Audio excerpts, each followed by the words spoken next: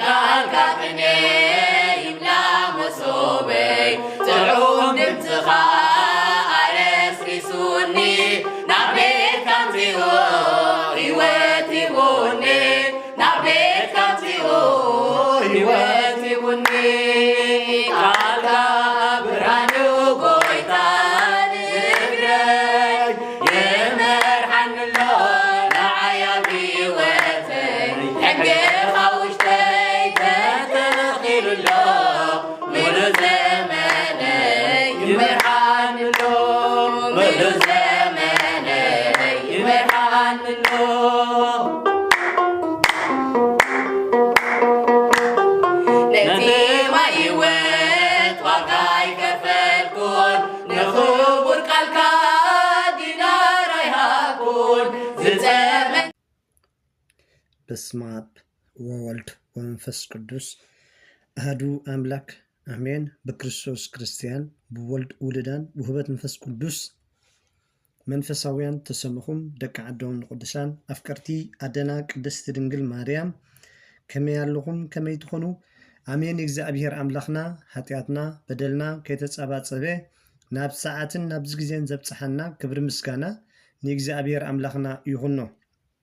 هراي እግዚአብሔር አምላክ ከም ዝፈቀዶ እግዚአብሔር አምላክ ከም ዝሓሰቦ ሎሚ ድማ ከም ፈቃድ እግዚአብሔር አምላክ ቃል እግዚአብሔር አምላክ ክንመሃሪና እግዚአብሔር አምላክ ክምህረና ክምዕደና ሰናይ ፈቃዱ ይኹን። ናይሎም ማዓንቲ እንልዕሎ አርእስቲ ኣብ መዝሙረ ዳዊት 119 ቁጽሪ 105 ዘሎ ጌርና ክንመሃሪና ኣነ ንስኻትኩምን ኣብዚ ግዜ ኣብዚ እዋን ቃል እግዚአብሔር አምላክ ክንምገብ ከም ዘለና እግዚአብሔር አምላክ ንዓይ ንኣኹምን ዝሓስበልና ሓሳብ ሰላም ከም ዝኾነ እግዚአብሔር አምላክ ንዓይ ንኣኹምን ዘዳልወልና ተስፋ ከም ዘለና እግዚአብሔር አምላክ ንዓይ ንኣኹምን ዋላ እኳ እንተፀበበና ዓቕልና እንተፅበብና ዋላ እኳ እንተጨነቕና እግዚአብሔር አምላክ ግን ረዳኢና እግዚአብሔር አምላክና ግን መጻናንዒና ከም ዝኾነ ቃል እግዚአብሔር አምላክ ይነግረና እሞ ቃል እግዚአብሔር አምላክ ክምህረና እዩ። እግዚአብሔር ዝተመስገነ ዝኸበረ ይኹን። መዝሙረ ዳዊት 119 ቁጽሪ 105 ከምዚ ይብል ቃልካ ንእግረይ መብራህቲ ንመንገደይ ብርሃን እዩ ይብል። ስለ ቃሉ እግዚአብሔር አምላክ ዝኸበረ ዝተመስገነ ይኹን። ቃል እግዚአብሔር ንእግርና መብራህቲ ንመንገድና ብርሃን ንህይወትና ዕረፍቲ ንህይወትና ሰላም ፍቅሪ ሓድነት ዘምጽ እዩ። ቃል እግዚአብሔር ንዓይ ንኣኹምን ካብ ሓጢአትና ዘንጽሐና ካብ ክፉእ ግብርና ዘንጽሐና ንመንገድና ብፍቅሪ ብሰላም ክንከይድ ዝገብረና ሓደ እንታይ እዩ ተተባሂሉ ቃል እግዚአብሔር እዩ። ቃል እግዚአብሔር ብተደጋጋሚ ምስ ነንብብ ቃል እግዚአብሔር አምላክ ምስ ንምገብ ህይወትና እግዚአብሔር አምላክ ዝደለያን እግዚአብሔር አምላክ ዝሓሰባን እግዚአብሔር አምላክ ከም ፍቃዱ ክትነብር ከም ትኽእልን ገይሩ ቃል እግዚአብሔር ታገብረና ይመኽረና እዩ ማለት። ስለዚ ቃል እግዚአብሔር አምላክ ንዓይ ንኣኹምን ብርሃን ከም ዝኾነ ንእግርና መብርሂ ከም ዝኾነ ቃል እግዚአብሔር አምላክ ይነግረና። መዝሙረ ዳዊት 119 ቁጽሪ 11 ከምዚ ይብል ንዓኻ ምእንቲ ከይብድልሲ ንቃልካ ኣብ ልበይ ዓቆርክዎ ይብል። ቃል እግዚአብሔር አምላክ ንእግዚአብሔር ምእንቲ ከይንብድል ቃል እግዚአብሔር አምላክ ንእግዚአብሔር ትእዛዙ ምእንቲ ክንሕሉ ቃል እግዚአብሔር አምላክ ሓጢአትን ጽድቅን ክንፈሊ ይገብረና እዩ ማለት እዩ። ስለዚ ቃል እግዚአብሔር አምላክ ኣብ ነንብበሉ ቃል እግዚአብሔር አምላክ ኣብ ንሰምዓሉ ቃል እግዚአብሔር አምላክ ኣብ ንምገበሉ ጽቡቕን ሕማቕን ፈሊጥና እንኸደሉ ኢና እሞ እቲ ቃል እግዚአብሔር አምላክ ምስ አንበብና ምስ ሰማዕና ከምቲ እግዚአብሔር አምላክ ዝደልዮም ሰባት ኮይና ክርከብ እግዚአብሔር አምላክ ይሓግዘና። መዝሙረ ዳዊት 119 ከምዚ ይብል ቃልካ ምእንቲ ክሕሉሲ ኣጋረይ ኣብ ክፉእ ዘበለ መንገዲ ከልክለን ይብል። ስለዚ ቃል እግዚአብሔር አምላክ ንኽፉእ መንገዲ ንኸይድ እውን ይኽልክለና እዩ። ቃል እግዚአብሔር አምላክ ናብ ሓጢአት ንኸይድ እውን ይኽልክለና እዩ። ቃል እግዚአብሔር አምላክ እግዚአብሔር ኣብ ዘይኸብረሉ ቦታ ንኸይድ እውን ይኽልክለና እዩ። ስለዚ ብተረጋጋሚ ቃል እግዚአብሔር አምላክ ክነንብብ እግዚአብሔር ይርዳአና። ኣብ ምሳሌ ምዕራፍ 3 ቁፅሪ 5 ከምዚ ይብል ብምሉእ ልብኻ ንእግዚአብሔር ተኣመን ኣብ ልብኻ ኣይትጸጋዕ ይብል። ስለዚ ብምሉእ ልብና ኣብ እግዚአብሔር አምላክ ክንእመን እግዚአብሔር አምላክ ንዓና ረዳኢና እግዚአብሔር አምላክ ንዓና መጸናንዒና እግዚአብሔር አምላክ ከምቲ ንእስራኤላውያን ካብ ግብፂ ኣውፅዩ ብሰላም ናብ ዝደለይዎ ዘእቶም ሎሚ ንዓይንዓኹምን ድማ መጸናንዒ ዝኾነ ቃል እግዚአብሔር አምላክ ይምህረና ኣሎ። እግዚአብሔር አምላክ ይረድአና ኣሎ። እግዚአብሔር አምላክ ክሕግዘና እግዚአብሔር አምላክ ሰናይ ፍቓዱ ይኹን። ኣብ ምሳሌ ምዕራፍ 3 ቁጥሪ 6 ከምዚ ይብል ኣብ ኩሉ መንገድኻ ንዕዑ ሕሰብ ንሱ ከዓ ኣካያይድኻ ከቐንዕ እዩ ይብል። ስለ ቃሉ እግዚአብሔር አምላክ ዝኸበረ ዝተመስገነ ይኹን። ሎሚ ኣነ ንስኻትኩምን ኣብ ኩሉ መንገድና ናይ እግዚአብሔር አምላክ ክንሓስብ ይግባአና። ኣብ ኩሉ መንገድና ብእግዚአብሔር አምላክ ክንውከል ይግባአና። ኣብ ኩሉ መንገድና ንእግዚአብሔር አምላክ ክንሰምዕ ይግባአና።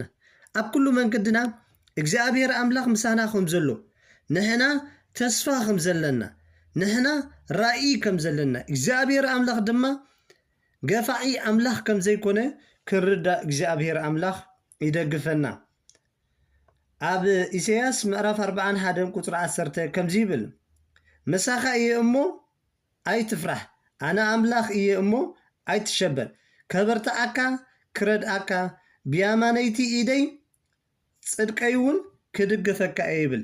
ስለ ቃሉ እግዚአብሔር ዝኸበረ ዝተመስገነ ይኹን። ስለዚ እግዚአብሔር አምላክ ደጋፊና እግዚአብሔር አምላክ መጸናንዒና እግዚአብሔር አምላክ ሓይልና ከም ዝኾነ ክርዳእ ይግባአና።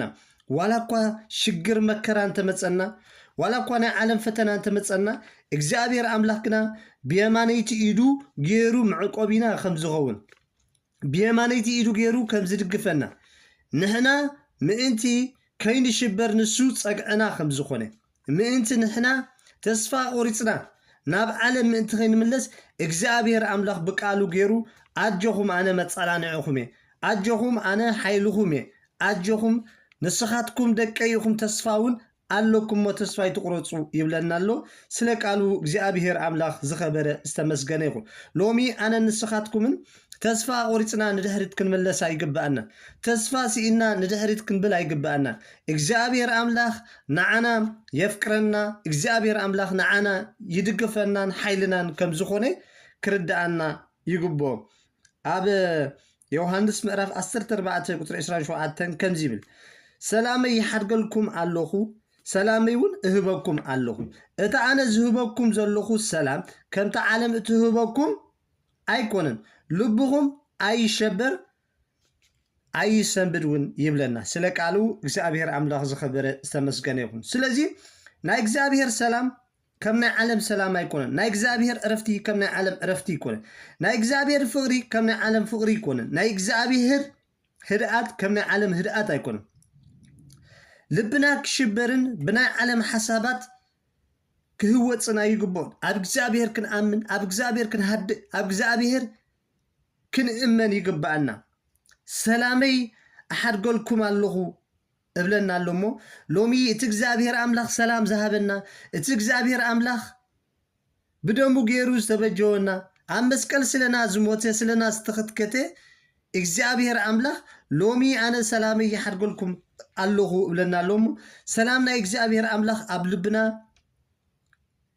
كعسل سلام نا إجزابير أملاخ قبل بنا كهلو إجزابير أملاخ يدقفنا السلام تسدما علم كيت من تلنا كنت انقاقن أكايدانا دما كن حلون يقبعنا إذا نقدر إجزابير أملاخ يحقزنا أبقى ماي بيتروس معرف حمشتك وترشو عتا نسو كم زيبل نسو يحاليلكم يومو نقول حاليتكم أبقو أودقو يبل سلازي إجزابير يحليلناي إجزابير يفكرناي إجزابير ردايناي إجزابير وحسنا إجزابير حلاويناي سلازي كل صور زخبرنا ناب إجزابير أملاخ كندربيو ناب እግዚአብሔር አምላኽ ክንሓድጎ ይግባአና እግዚአብሔር አምላኽ ንዓይ ንዓኹም ምን መጻናንዒና እሞ ንሱ ይሓልልኩም እሞ ንኹሉ ሓለቱ አብኡ አውድቆ እናበለ ቃል እግዚአብሔር አምላኽ ይምህረና ሎሚ አነ ንስኻትኩምን ተስፋ ቆሪጽና ንድሕሪት ክንምለስ አይግባአና ንሕና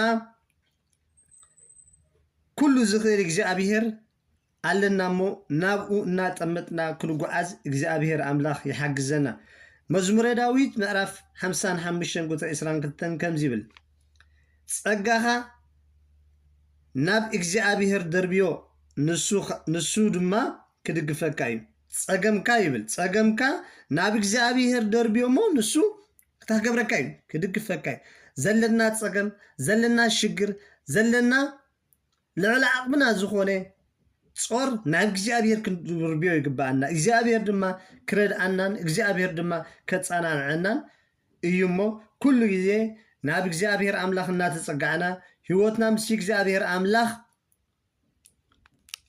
እናላገብና ክንከይድ እግዚአብሔር አምላኽ ይሓግዘና እግዚአብሔር አምላኽ ድማ ንዘለናዮ ሰላምን ፍቅርን ከውርደልና እግዚአብሔር ሰናይ ፍቃዱ ይኹን ተስፋ ቆሪጽና ካብ እግዚአብሔር አምላኽ ንድሕሪት ካብ ምባል እግዚአብሔር ይደግፈና ቃል እግዚአብሔር አምላኽ ኣብ ምንባብን ቃል እግዚአብሔር አምላኽ ኣብ ምስማዕን ከምኡ ድማ እግዚአብሔር ንዓና ሓይልና ጸግዕና ዋላ እኳ ሽግር እንተበዛሓና ንሱ መጻናንዒና ከም ዝኾነ ዋላ እኳ ጾር እንተበዛሕና እግዚአብሔር ግና ረዳኢና ደጋፊና ከም ዝኾነ አሚንና ክንጓዓዝ እግዚአብሔር አምላኽ ይደግፈና እግዚአብሔር አምላኽ ንቅዱሳን ሓይሊ ዝሃበ ንቅዱሳን ዘጻናንዐ ንቅዱሳን መንግስቲ አምላኽ ዘውረሰ ሎሚ ድማ ንዓይ ንዓኹምን መንግስቲ አምላኽ ከውርሰና ከምቲ ቅዱሳን ንዘሎ ፈተና ዓለምን ሓሊፎም ንመንግስቲ አምላኽ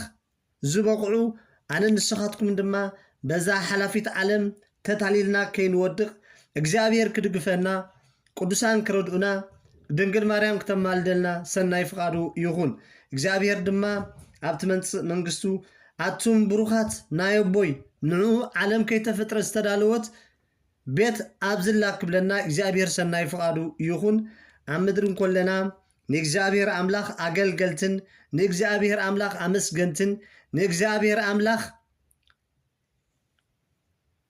ኣብ እግዚአብሔር አምላኽ ተጸጊዕና ክንነብር እግዚአብሔር ይሓግዘና እግዚአብሔር ካባና ዝደልዮ እንታይ ተባሂሉ እግዚአብሔር ዝደልዮ ጽሩይ ልቢ እሞ ጽሩያት ልቢ ንእግዚአብሔር ክርእዮም ከም ዝተባህለ ብጽሩይ ልቢ ንእግዚአብሔር አምላኽ ክንስዕቦ ንእግዚአብሔር አምላኽ ክንክተሎ ንእግዚአብሔር አምላኽ ዘለና ኩሉ ጾር ክንድርብዮ እግዚአብሔር አምላኽ ይደግፈና ዝተማሃርናዮ ትምህርቲ 30 60 100 ፍረ ክንፈርየሉ እግዚአብሔር ሰናይ ፍቃድ ይኹን ዝወደቀ ዝነጥበብ ኣፈ ትጉሃን መላእኽቲ ይተኣረመለይ ወስብሃት ለእግዚአብሔር አሜን